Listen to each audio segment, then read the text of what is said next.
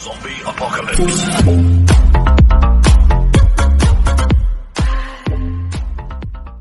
स्वागत है बच्चों आप सभी का आपके अपने channel NSP Nikhil sir physics classes पे। प्यारे बच्चों, आज के इस लेक्चर में हम आ पहुंचे हैं आपके चैप्टर फर्स्ट मोशन का, जो मोशन अब तक चैप्टर चल रहा है। आज के इस लेक्चर में हम आ पहुंचे हैं आखिरी टॉपिक पर। Yes, we are going to start last and the final topic of our chapter first motion. तो कॉपी पेन निकाल के बैठिए, अच्छे से रिलैक्स होके बैठिए, एक्टिव होके बैठिए और एंड तक बने रहना, मजा आएगा। छोटा सा टॉपिक है, चुन्नू मुन्नू आपकी तरह स्टार्ट करें। तो प्यारे बच्चों, टॉपिक का नाम है यूनिफॉर्म सर्कुलर मोशन। इस टॉपिक के एक एक वर्ड को अच्छे से समझो कि आज की इस लेक्चर में है क्या। अगर टॉपिक के एक एक वर्ड को पहले से ही समझ लिया तो आपको मैक्सिमम आइडिया तो लग ही जाएगा, पहले से टॉपिक क्लियर हो जाएगा। अरे ये टॉपिक है क्या, यूनिफॉर्म। और सर यूनिफॉर्म का अब तक हमने प्रीवियस लेक्चर में बड़े अच्छे से समझा है। यूनिफॉर्म का मतलब कुछ एक जैसी चीज रहने वाली है जो कभी नहीं बदलेगी टाइम के साथ। जो पहले थी वो आगे भी होगी और आगे होगी, एक जैसा पैटर्न रहने वाला है, उस चीज को बोलते हैं यूनिफॉर्म। सर चैप्टर चल रहा है मोशन का। इस चैप्टर के अंदर कोई भी ऑब्जेक्ट जो है वो टाइम के साथ अपनी पोजीशन को चेंज करता हुआ मिलता है। स्टार्टिंग के पहले लेक्चर से लेकर अब तक सर हमने मोशन को मजे से समझा है, अच्छे से समझा है कि सर हमारी गाड़ी, चुन्नू की गाड़ी सर इनिशियल पॉइंट से जहां से चलती है और जहां तक जानी है, तो उस दौरान सर उसकी जर्नी जो है वो कितनी डिस्टेंस की है वो हमने देखा, कितनी डिस्प्लेसमेंट की है वो हमने निकालना सीखा। स्पीड है, वेलोसिटी है, एक्सेलरेशन। और उसके बाद हमने जो इंपॉर्टेंट टॉपिक पढ़ा वो पढ़ा न्यूटन सर के द्वारा दी गई 3 इक्वेशंस ऑफ मोशन को, जिसने मेरे सारे प्यारे बच्चों ने बड़े ही अच्छे से प्रीवियस लेक्चर को समझा है। तो आज के इस लेक्चर में हमें किसी ऑब्जेक्ट के एक स्पेशल टाइप की मोशन को समझना है। आज के इस लेक्चर में कोई भी ऑब्जेक्ट है, चुन्नू का ऑब्जेक्ट है, हमारा ऑब्जेक्ट है, हमारी गाड़ी है, कोई भी ऑब्जेक्ट है, कोई भी पार्टिकल। तो आज के इस लेक्चर में रहने वाला क्या है, कोई भी ऑब्जेक्ट जो है आज एक स्पेशल टाइप का मोशन करेगा। फॉर एग्जांपल, सबके घर में घड़ी है, ठीक है, तो जो घड़ी की जो सुई होती है, मुझे बताइए कि घड़ी की सुई कौन से टाइप का मोशन करती है। जो सुई है वो सीधी चलती है या ऐसे सर्कल में घूमती है। सर क्या मजाक की बात करते हो, घड़ी की सुई तो सर्कुलर मोशन करती है, गोले में घूमती है, क्लोज पाथ बनाती है। मतलब सर घड़ी की सुई जहां से चलती है ऐसे टक टक टक करती हुई सर वहीं आ जाती है किसी फिक्स टाइम के अंदर, ठीक है। तो ऐसे टाइप के मोशन को हम बोलते हैं सर्कुलर मोशन। अब सर्कुलर मोशन है, मैथ्स में आप पढ़ते हो कि सर जब कोई भी सर्कल होता है या कोई भी ऑब्जेक्ट सर्कुलर मोशन में घूमेगा तो उसका कोई ना कोई सेंटर होगा। सेंटर से लेके उस सर्कल तक की जो डिस्टेंस होगी किसी पॉइंट तक की सर वो उसकी रेडियस कहलाएगी, ठीक है। अगर पार्टिकल यहां से स्टार्ट होता है, ठीक है, सर ये चुन्नू जो है वो यहां से घूमकर वापस यहीं आ जाता है, तो यहां पर जाकर इसका एक राउंड, प्यारे बच्चों, एक चक्कर पूरा हो जाता है। और आपको पता है कि सर जब ये चुन्नू एक चक्कर पूरा करेगा सर्कुलर पाथ के अलोंग इस आर रेडियस में, तो ये एक सर्कमफ्रेंस बनाएगा। जो मैथ्स में जानते हैं तो एक सर्कुलर पाथ का जो सर्कमफ्रेंस होता है, जो बाहर बाहर की ये जो बाउंड्री होती है एक चक्कर के दौरान, सर्कमफ्रेंस नॉलेज के लिए सभी को पता है, चुन्नू मुन्नू को सबको पता है, 2πr होता है। इसके ऊपर क्वेश्चंस भी करेंगे लास्ट में, ताकि इस क्वेश्चन को, इस टॉपिक को हम क्वेश्चन के साथ दिमाग में अच्छे से फिट कर ले। हाँ, तो टॉपिक का नाम है सर्कुलर मोशन, ठीक है। जैसे हमारे फैन का मोशन है, घड़ी की सुई का मोशन है, हमारी गाड़ी के टायर का मोशन है, व्हील का मोशन है, इस टाइप के मोशंस को बोलते हैं सर्कुलर मोशन, ठीक है। अब बात हमें यह समझनी है कि सपोज कीजिए कि मेरे पास एक रस्सी है, सपोज कीजिए मेरे सामने रस्सी आ गई, शकला का बुम बुम की तरह, मेरे पास पेंसिल है, मैंने ऐसे ड्रॉ की, मेरे पास रस्सी आ गई। तो उस रस्सी का जो एक सिरा है, एक एंड, वो मेरे हाथ में है। सपोज कीजिए रस्सी, उसका एक सिरा मेरे हाथ में है, दूसरे सिरे से एक पत्थर को बांधा और उस पत्थर को लगातार मैं कांस्टेंट स्पीड से, इस वर्ड पर जोर देना सर, मैं एक पत्थर को रस्सी के साथ बांध के सर्कुलर पाथ में घुमाऊंगा। किसमें घुमाऊंगा पांडे जी, किसमें? अरे इधर समझो, सर्कुलर पाथ में घुमाने जा रहे हैं। लेकिन घुमाना कैसे है कि सर उसकी स्पीड लगातार एक ही बनी रहनी चाहिए, कांस्टेंट। तो सर ये हमारे पास रस्सी, उसका एक सिरा मैंने पकड़ा, दूसरे सिरे से मैंने उसको पत्थर को बांध दिया और ऐसे लगातार लगातार लगातार लगातार घुमा रहा हूं। तो लगातार एक ही ताकत से, एक ही स्पीड से घुमाए रखने के लिए हमें बाहर से, या हमें कहें एक इसकी सबसे ब्यूटीफुल एक फोर्स की जरूरत पड़ती है, जो इस सर्कुलर पाथ के, इस ऑब्जेक्ट के, इस सर्कुलर पाथ के हर एक पॉइंट पर सेंटर की तरफ लग रही है। या ये समझो पांडे जी, किसी भी ऑब्जेक्ट के मोशन को अगर सर्कल में घुमाना है, किसी भी ऑब्जेक्ट के मोशन को अगर सर्कुलर पाथ में घुमाना है, लेकिन कैसे घुमाना है, इस वर्ड को समझो। यूनिफॉर्म का मतलब है कांस्टेंट स्पीड। तो सर ने यहां पर नोट में लाइनें लिखी है, पहले इस लाइन को लिखो, फिर मैं इस डायग्राम को समझाता हूं और फिर मेन मुद्दे पर आता हूं। सर ने लिखा to make an object to move, समझो, ठीक है। सर ने ये लाइंस क्या लिखी है कि सर किसी भी ऑब्जेक्ट को to move in a circular path, ठीक है। इधर समझो, साथ साथ पांडे जी लाइंस पढ़ते हैं और डायग्राम की मदद से हम समझते हैं कि सर किसी भी ऑब्जेक्ट को सर्कुलर पाथ में लगातार घुमाने के लिए, to move an object in a circular path, लेकिन कैसे घुमाना है, इस वर्ड पर जोर देना, कैसे घुमाना है, विद कांस्टेंट स्पीड। कि मान के चलो कि सर मैंने ये है हमारे पास वो पत्थर है, यहां पर पत्थर है, तो इस पत्थर पर स्पीड है 5 मीटर पर सेकंड, ठीक है। जब पत्थर ये यहां आ गया, ठीक है, ये पत्थर यहां गया, तो यहां पर भी इसकी स्पीड है 5 मीटर पर सेकंड, यहां पर भी 5 मीटर पर सेकंड, ठीक है। यहां पर भी 5, यहां पर भी 5, यहां पर भी 5। तो जब इन सारे पॉइंट्स को ज्वाइन किया तो आपको मिला एक सर्कुलर पाथ। और इस सर्कुलर पाथ के किसी भी पॉइंट पर चेक कर लो, आपको जो स्पीड मिलेगी पांडे जी वो कैसी मिलेगी, सर स्पीड मिलेगी कांस्टेंट, एक जैसी। तो किसी भी ऑब्जेक्ट को एक ही स्पीड के साथ सर्कुलर पाथ में घुमाने के लिए इसके सर्कुलर पाथ के हर एक पॉइंट पर, अब इंपॉर्टेंट बात आ रही है, समझ लेना, इसके हर एक पॉइंट पर एक फोर्स लगेगी और वही फोर्स इस ऑब्जेक्ट को लगातार किसमें घुमाती रहेगी, सर्कुलर पाथ में। तो किसी भी बॉडी को यूनिफॉर्म सर्कुलर मोशन कराने के लिए हमें एक फोर्स की जरूरत पड़ती है और उस फोर्स को अभी सीख लो, आगे आने वाली क्लासेस में काम आएगा। उस फोर्स को बोलते हैं बेटा सेंट्रीपिटल फोर्स, और नाम से ही क्लियर है सेंट्रीपिटल। इस वर्ड को तोड़ के देखो, सेंट्री, सर जो सेंटर के अलोंग लगेगी, तो सेंटर के अलोंग लगने वाली force, a force which is acting towards the center is known as centripetal force, और centripetal force is the required force। यही वो फोर्स है जिसकी वजह से कोई भी ऑब्जेक्ट सर लगातार ऐसे सर्कुलर पाथ में, क्लोज पाथ में घूमता रहता है। लेकिन घुमाना कैसे, यूनिफॉर्म, ऐसे घुमाना है, ऐसे लगातार, ऐसे नहीं है कि ऐसे घुमाया घुमाया घुमाया घुमाया घुमाया घुमाया या ये पड़ गया, ऐसा नहीं। आपके सर्कुलर मोशन की स्पीड एक जैसी बनी रहनी चाहिए। तो किसी भी ऑब्जेक्ट को लगातार एक ही स्पीड में बनाए रखने के लिए उसके हर एक पॉइंट पर एक फोर्स लगेगी सेंटर की तरफ। मैं डायग्राम भी बनाऊंगा, पहले इस चीज को उतार लीजिए। इतना समझ में आया, बढ़े आगे। हाँ, दोबारा समझा देता हूं कि to make an object to move in a circular path with constant speed, इस वर्ड पर जोर देना, विद कांस्टेंट स्पीड। तो इसके हर एक पॉइंट पर ये स्पीड का जो मैग्नीट्यूड है, स्पीड की जो वैल्यू है 5 5 5 5 5 5, तो लगातार एक ही ताकत से घूम रहा है, ठीक है। तो इसके हर एक पॉइंट पर एक फोर्स लगेगी सेंटर की तरफ, जिसको बोलते हैं सेंट्रीपिटल फोर्स। और एक्सेलरेशन भी सेंटर, क्योंकि जिधर फोर्स होता है उधर ये एक्सेलरेशन होता है, इस बात को समझ लो। तो centripetal force is that force which acts towards the centre, is known as, और मोशन कैसा कहलाएगा, और मोशन कहलाएगा यूनिफॉर्म सर्कुलर मोशन। ये इसकी डेफिनेशन है, जल्दी से उतार लो, फिर हम इसको थोड़ा सा डायग्राम से समझते हैं। अरे हमारा जो कैप है वो नीचे गिर गया। बढ़ते हैं प्यारे बच्चों, ठीक है। हाँ, आई होप आपको बड़े अच्छे से समझ में आ रहा है।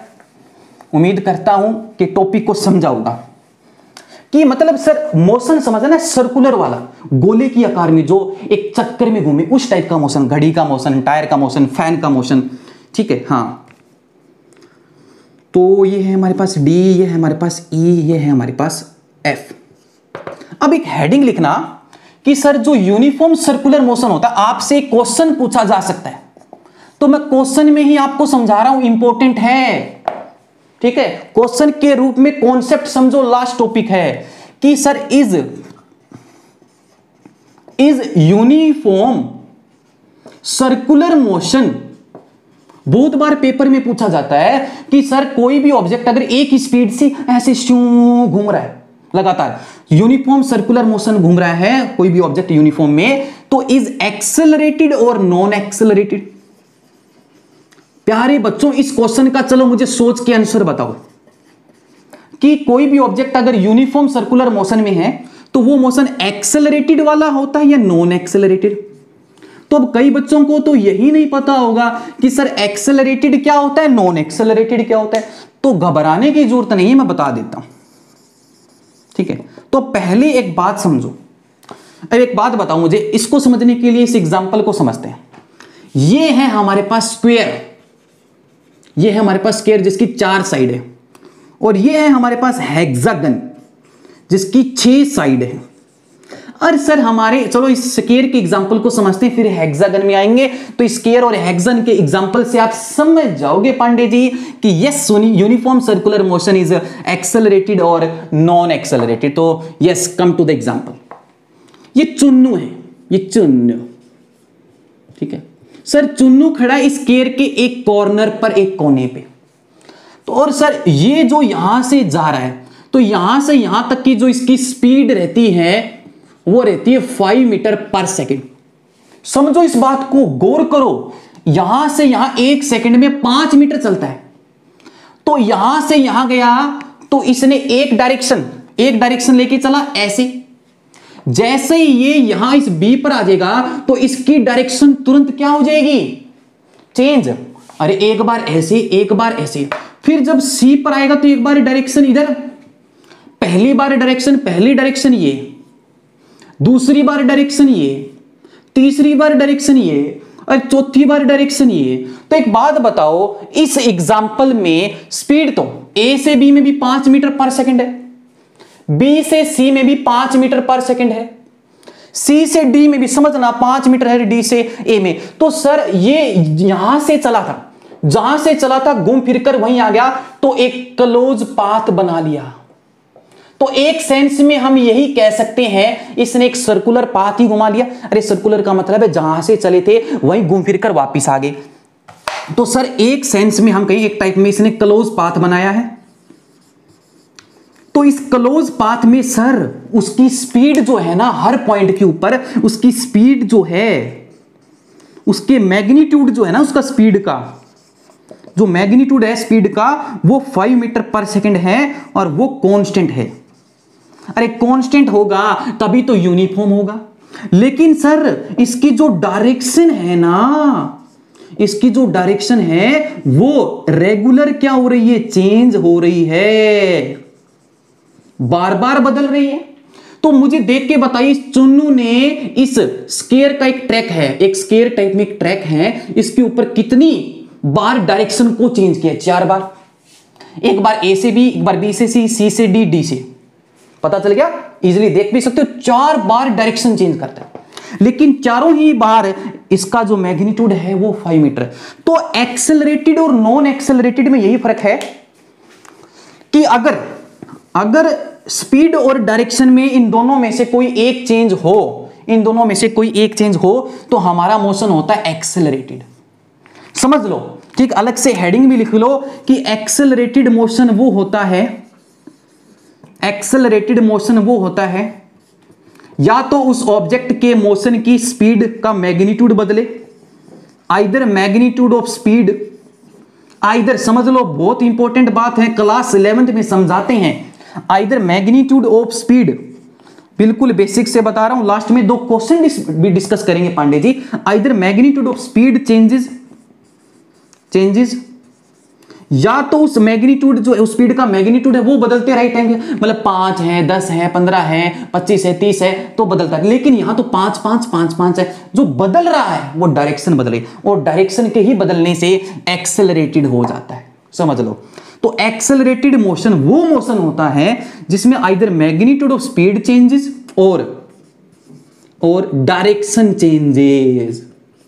तो सर यहां तो मैग्नीट्यूड तो बदल ही नहीं रहा, यहां तो सिर्फ बदल रही है तो डायरेक्शन बदल रही है। ठीक है, तो मिटाते हैं इस चीज को, रब करते हैं। तो इस क्वेश्चन का आंसर पता चल गया कि ठीक है। अब इसमें मुझे देख के बताइए, या चुन्नू है, या आप हो, तो आप यहां से यहां चले वापस 5 मीटर पर सेकंड, एक बार डायरेक्शन बदली, दूसरी बार, तीसरी बार, चौथी बार, पांचवी बार, छठी बार, यहां से चले थे यहीं आ गए, ठीक है। तो जहां से चले थे वहीं आ जाते हैं, जहां से चले थे वहीं आ जाते हैं। इनिशियल पॉइंट और फाइनल पॉइंट जब बराबर हो जाता है तो चैप्टर फर्स्ट मोशन का कौन सा पैरामीटर जीरो हो जाता है? डिस्प्लेसमेंट। सर ने बताया था कि जब इनिशियल पॉइंट और फाइनल पॉइंट कोइंसाइड कर जाए, चिपक जाए, तो डिस्प्लेसमेंट जीरो। लेकिन डिस्टेंस कभी जीरो नहीं होती है, नेगेटिव नहीं होती है, डिस्टेंस ऐड होती जाएगी, ठीक है। तो अब इस हेक्सागन टाइप के ऐसे ट्रैक में, पाथ में, ये स्क्वायर टाइप का रास्ता था, ये हेक्सागन टाइप का रास्ता है पांडे जी। इसमें 4 बार डायरेक्शन बदली है। इसमें कितनी बार डायरेक्शन है? 1 2 3 4 5 6 टाइम डायरेक्शन बदली है। और अभी बताया, या तो मैग्नीट्यूड बदले स्पीड का, वो तो बदल नहीं सकता, वो तो 5 है, फिक्स है। डायरेक्शन बदल रही है तो दोनों में से या तो दोनों बदल जाए या एक बदल जाए, एक्सेलरेटेड होता है। तो आपका आंसर है कि सर यूनिफॉर्म सर्कुलर लिखो। समझ में आ गया?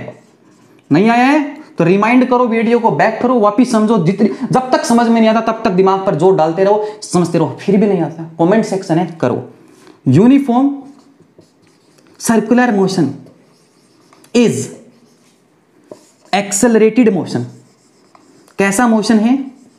Accelerated motion.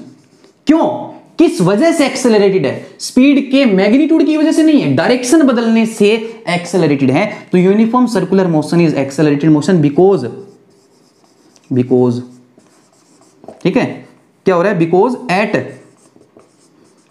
Every point, at every point, इसमें डायरेक्ट आप ऐसे लिखो, बिकॉज ड्यू टू, सिंपल है, because due to change in direction, due to change in direction, direction में चेंज आने से, देखा कि आपने यहां 4 बार यहां से, लेकिन स्पीड का मैग्नीट्यूड जो था वो सेम था। तो डायरेक्शन में चेंज आने की वजह से कैसा मोशन है? एक्सेलरेटेड। तो बहुत बार ये क्वेश्चन पूछा जाता है, that's why I have marked important here, ठीक है। तो बढ़ते हैं, तो अब करते हैं मेन डिस्कशन, ठीक है। इस चीज को समझना, उतार लिया आपने, बढ़े आगे, ठीक है, पढ़ेगा इंडिया तभी तो बढ़ेगा इंडिया। लेकिन आजकल तो कह रहे हैं कोरोना में क्या सर, बचेगा इंडिया तभी तो पढ़ेगा इंडिया। यस, ठीक है, तो हमें कोरोना से बचे रहना है, ठीक है। हाँ, पेरेंट्स की सेवा करती रहनी है, ठीक है। हाँ, तो सपोज कीजिए, चलो इधर समझो कि सर ये हमारा एक ऑब्जेक्ट है जो सर्कुलर पाथ में घूम रहा है, ठीक है, सर्कुलर पाथ में, ये सेंटर है, ये उसकी रेडियस है जो सर्कुलर पाथ में। जब ऑब्जेक्ट आपका पांडे जी यहां था, कोई पार्टिकल है यहां पर, ये पार्टिकल है, सपोज कीजिए एक स्टोन है जो रस्सी से बंधा हुआ है और यहां पर चुन्नू खड़ा है, चुन्नू के हाथ में रस्सी है और ये स्टोन है, तो स्टोन को घुमा रहा है। तो जब आपका स्टोन यहां था तो उस टाइम एक सेंटर की तरफ एक फोर्स लगी थी, एफ सी को लगाया इसके पैर में, बोला सेंट्रीपिटल फोर्स। क्या बोला? समझो इधर, सेंट्रीपिटल फोर्स। सर जब आपका ऑब्जेक्ट, आपका ये स्टोन जब यहां आ गया स्टोन, तो यहां पर भी सर मैंने बोला था डेफिनेशन में कि सर्कुलर पाथ के हर एक पॉइंट पर एक फोर्स लगेगी सेंटर की तरफ, और यही फोर्स इस गिवन पार्टिकल को लगातार बनाए रखेगी सर्कुलर में। समझ आया? हाँ, तो यहां पर भी एक फोर्स लगी, सेंट्रीपिटल। सर जब आपका स्टोन यहां आ गया, ठीक है, लेकिन जब आपका प्यारे बच्चों स्टोन जब यहां था तो इसकी डायरेक्शन ऐसे थी, ठीक है, आपका स्टोन जो था वो ऐसे जाना चाहता था, ठीक है। जब यहां सपोज कीजिए कि यहां जब पार्टिकल था तो इसकी डायरेक्शन ऐसे थी, लेकिन एक फोर्स ने इसको नीचे खींच के रखा। जब ये ऐसे जाना चाहता तो इसको इधर खींच के रखा, जब ये ऐसे होगा तो ये इधर जाना चाहता, लेकिन इसको फिर एक फोर्स है जो अंदर की तरफ खींच के रखे, ठीक है। जब ये यहां पर आ जाएगा तो ये ऐसे जाना चाहेगा, फिर एक फोर्स अंदर की तरफ खींच के रखेगी, ठीक है। तो ये भी जो फोर्स है ये भी सेंट्रीपिटल फोर्स है। इस पॉइंट पर भी सेंट्रीपिटल, इस पॉइंट पर भी सेंटर के लो, इस पॉइंट, तो इस सर्कुलर पाथ के किसी भी पॉइंट पर देख लो, जब पार्टिकल यहां था तो इसकी जो वेलोसिटी की डायरेक्शन है वो ये है, इसकी वेलोसिटी की डायरेक्शन ये है, इसकी वेलोसिटी की डायरेक्शन ये है इसकी, तो इस वेलोसिटी वेक्टर है, तो इसका मैग्नीट्यूड कितना है 5 मीटर पर सेकंड, डायरेक्शन यहां, इसका मैग्नीट्यूड भी कितना है 5 मीटर पर सेकंड, डायरेक्शन ऐसे, तो डायरेक्शन बदल रही है, तो इसके हर एक पॉइंट पर डायरेक्शन बदल रही है लेकिन मैग्नीट्यूड बराबर है, मैग्नीट्यूड क्या है बराबर। लेकिन इस ऑब्जेक्ट को ऐसा इस पाथ में घुमाने के लिए कौन सी चीज रिस्पॉन्सिबल है, फोर्स है, ये जो सर ने लिखा देखो सेंटर की तरफ, ठीक है। तो इस ऑब्जेक्ट को इस पाथ के किसी भी पॉइंट पर चेक कर लो, एक सेंटर की तरफ आपको फोर्स मिलेगी जिसको बोला सेंट्रीपिटल फोर्स, और इसी फोर्स की वजह से आपका ऑब्जेक्ट करता है यूनिफॉर्म सर्कुलर मोशन। चलो अब इसको थोड़ा सा और बेटर समझने के लिए इसके ऊपर एग्जांपल लेते हैं। इस चीज को समझ चुके हो कि सर जब भी कोई ऑब्जेक्ट लगातार एक स्पीड से घूमेगा तो उसके हर एक पॉइंट पर जो है उसकी वेलोसिटी तो अलग अलग होगी, डायरेक्शन अलग होगी, लेकिन उसके ऊपर एक फोर्स लगेगी हर टाइम सेंटर की तरफ जो उसको सर्कुलर पाथ में घुमाती रहेगी, यही रिस्पॉन्सिबल है। तो उम्मीद करता हूं कि आपको अच्छे से समझ में आ गया। हाँ, तो अब जल्दी से मुझे एक क्वेश्चन करके दिखाओ, ठीक है, और उस चीज से आप बेहतर समझ पाओगे। हाँ, तो आज के इस लेक्चर का लास्ट पार्ट है, क्वेश्चन से समझते हैं कि एक एथलीट है, एक धावक है, दौड़ने वाला प्लेयर है, एक एथलीट मूव्स, ठीक है, जैसा कि आप ही मान लो, चुन्नू मान लो, तो मैं सर एक एथलीट हूं, मैं मूव कर रहा हूं एक सर्कुलर ट्रैक में। आपने भी कई बार जो है अपने स्कूल में कहीं खेले हो, सर्कुलर ट्रैक में आपने रेस लगाई हो, तो एक एथलीट है जो एक सर्कुलर ट्रैक में घूम रहा है। तो सर्कुलर ट्रैक है, सर्कल है, तो बाय ज्योमेट्री सर्कल की कोई ना कोई रेडियस होगी, डायमीटर होगा। तो athlete moves in a circular track of radius 1 metre Pandey ji, 1 metre. तो एक एथलीट मूव करे एक circular track of radius 1 metre in 2 seconds, ठीक है, and an athlete moves in a circular track of radius 1 metre covers 1 round. जहां से चला था घूम फिर कर वहीं आ गया, तो एक राउंड बोलेंगे, तो कवर्स 1 राउंड, एक चक्कर इन 2 सेकेंड, इन 2 सेकेंड। तो सर्कुलर में घूम रहा है, मोशन सर्कुलर में है, तो जब भी कोई ऑब्जेक्ट मोशन में होगा तो मोशन में होने से स्पीड बनती है। तो आपको बताना सर्कुलर मोशन में उस ऑब्जेक्ट की स्पीड क्या है। अगर वो ऑब्जेक्ट 1 मीटर की रेडियस के सर्कुलर ट्रैक में घूम रहा है और इतने सेकंड में एक चक्र कंप्लीट करता है, तो कैलकुलेट स्पीड। तो स्पीड निकालने के लिए कोई नई चीज नहीं लगानी है, कोई नया तिगड़म नहीं लगाना है, वही चीज है जो अब तक आप पढ़ते हो, कैलकुलेट स्पीड। तो स्पीड निकालनी, और स्पीड का तो वही फॉर्मूला, पहले डायग्राम समझिए, ठीक है। तो डायग्राम क्या कहता है, ये सर्कुलर ट्रैक है, ये एक ऑब्जेक्ट है, ये चुन्नू है, ये चुन्नू यहां से शुरू होता है, इस पॉइंट से शुरू होता है, इस पॉइंट से शुरू होता है, घूम फिरकर यहीं आ जाता है। जब घूम फिरकर यहीं आ जाता है तो डिस्प्लेसमेंट 0 हो जाती है, आपको अच्छे से पता है। अरे डिस्टेंस कितनी होगी,